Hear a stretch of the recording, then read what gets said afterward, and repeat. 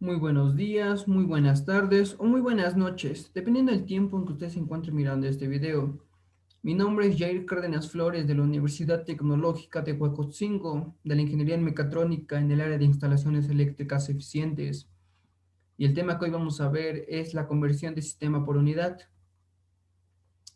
Bien, antes que nada, realicé unas pequeñas diapositivas para el mejoramiento de la explicación de este tema. Comencemos.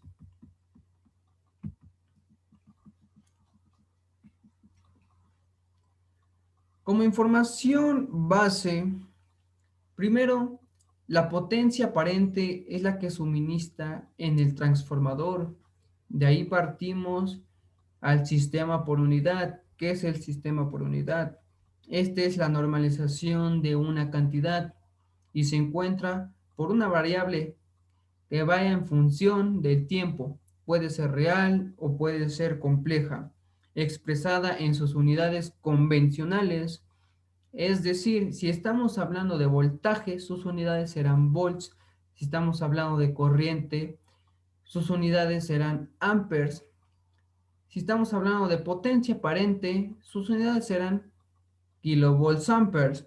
Y si estamos hablando de impedancia, obviamente sus unidades serán ohms, etc. Bien, aquí se muestra claramente el diagrama unifilar que yo realicé. Este está dividido en tres zonas, la zona 1, la zona 2 y la zona 3. Los coloqué de diferentes colores para el mejoramiento de estos. Bien, el generador como potencia base tenemos 25 megavoltamperes. Como voltaje base tenemos 13.8 kilovolts. Y como reactancia, las reactancias, ¿qué son? Las reactancias son pérdidas. Al tener la potencia base y el voltaje base, con esto calculamos las reactancias. Las reactancias son pérdidas. Y la pérdida que aquí tenemos es el 15% en la zona 1. Es nosotros lo que vamos a calcular. En la zona 1, zona 2 y zona 3.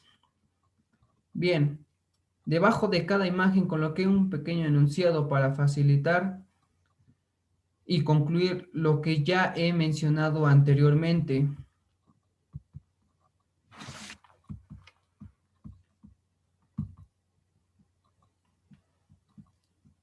Bien, en esta siguiente imagen se puede verificar lo que es la zona 1.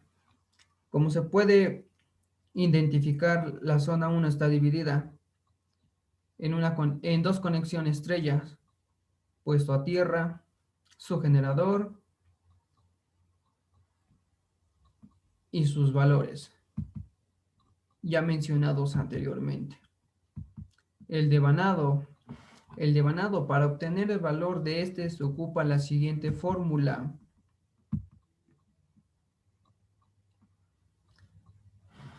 Que es voltaje viejo sobre voltaje nuevo al cuadrado. Este siempre tiene que ir al cuadrado. Y la potencia del sistema sobre la potencia del dispositivo.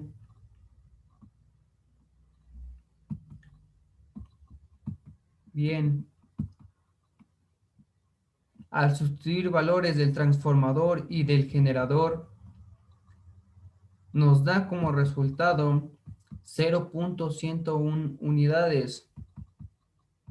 Después de esto, se toma en cuenta el kilovolt del generador y del transformador, donde se divide como se muestra a continuación. Es decir, se hace una pequeña división. Como resultado tenemos 0.956 unidades. Sus abreviaturas es una P y una U. Como siguiente paso tenemos el voltaje de la línea de transmisión. Este es muy importante para calcular, ya que debido a esto nos lleva a los siguientes cálculos. Después se tiene que obtener la segunda división del diagrama unifilar, donde se encuentra el primero y el segundo transformador como se muestra en la imagen, es decir, la zona 1 y la zona 2.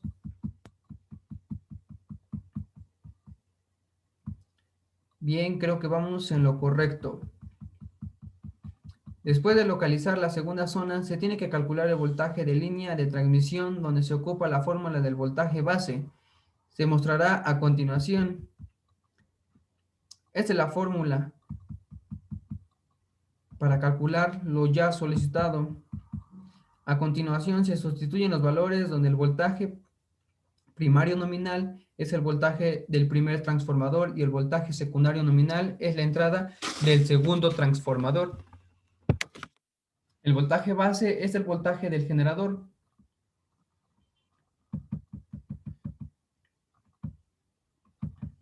Y bien, sustituyendo valores nos da como resultado 12.136 kilovolts. El resultado sería 72.136 kilovolts. ¿Por qué nos da un resultado diferente al primero? Porque si hacemos bien los cálculos desde un principio, como resultado final de esta segunda parte tenemos 72.136 kilovolts. El siguiente paso es la impedancia. La impedancia. Por último, para terminar con la zona 2 se tiene que localizar la impedancia en la línea de transmisión donde se ocupa una fórmula de impedancia por unidad. Bien, con esta fórmula podemos calcular la impedancia. Pero esto no se debe realizar ya que falta la impedancia, por lo cual se emplea otra fórmula para poder obtener la impedancia base, que es la que se muestra a continuación.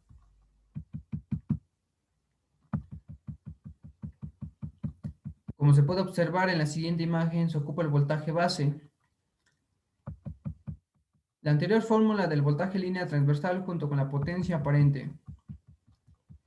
Bien, sustituyendo valores donde la potencia aparente base son 25 megavolts amperes, que se obtiene en el transformador. Como resultado nos da 208.144 ohms. Por lo regular siempre se ocupan 3 números después del punto para que estos cálculos sean un poco más aproximados a lo que estamos calculando. Bien, el siguiente paso es calcular lo de la zona 3. Se obtiene la reactancia de los dos motores que se localizan al final con la fórmula anteriormente ocupada. Bien, lo que da a entender es que como tenemos dos motores en la zona 3, ya anteriormente mencionados, estos se sustituyen valores. Voltaje viejo, voltaje nuevo, y acuérdense siempre al cuadrado. Y como SB2 y sobre SB1 eso es la potencia del sistema y la potencia del dispositor, en donde se sustituyen con valores de la zona 3 que se muestran en la siguiente imagen. Bien, la zona 3, ahí están los dos motores con 15 megavolts amperes como potencia base. Como potencia de voltaje tenemos 13 kilovolts y como reactancia tenemos 15% en el primer motor. En el segundo tenemos 10 megavolts amperes como potencia base. Como voltaje base tenemos 13 kilovolts. Como reactancia tenemos 15%. Con estos valores ya podemos calcular lo solicitado.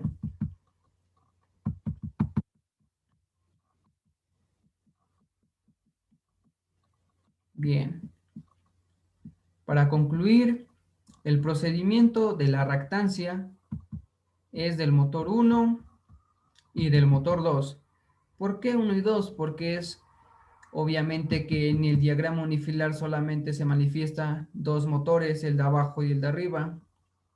Bien, al sustituir valores ya mencionados, nos da un resultado de 0.222 en el motor 1.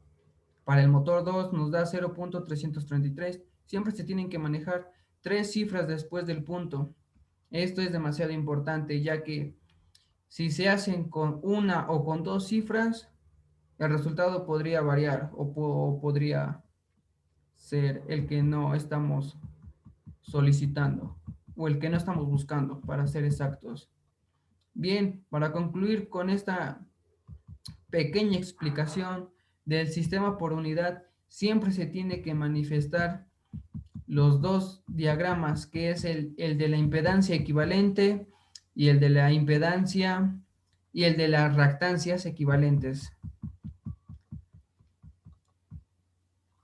Estos siempre tienen que ser muy importantes en ese tema, ya que, acuérdense, siempre tienen que ser tres diagramas: el unifilar, el de impedancias equivalente y el de reactancias equivalentes, para comprobar lo que se está calculando.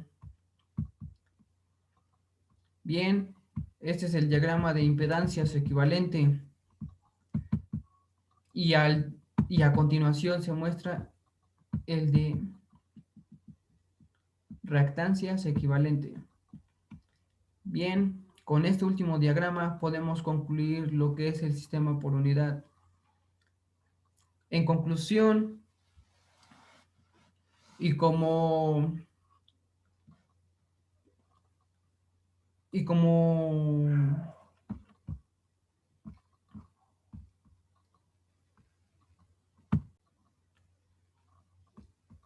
y como conclusión de este tema, se pueden aprender una rama de diferentes tipos de conocimientos, ya que estos siempre te van a ayudar en el cálculo de la industria.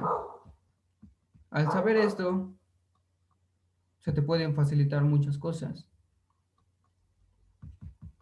Bueno, eso sería todo de mi parte. Muchas gracias por su atención.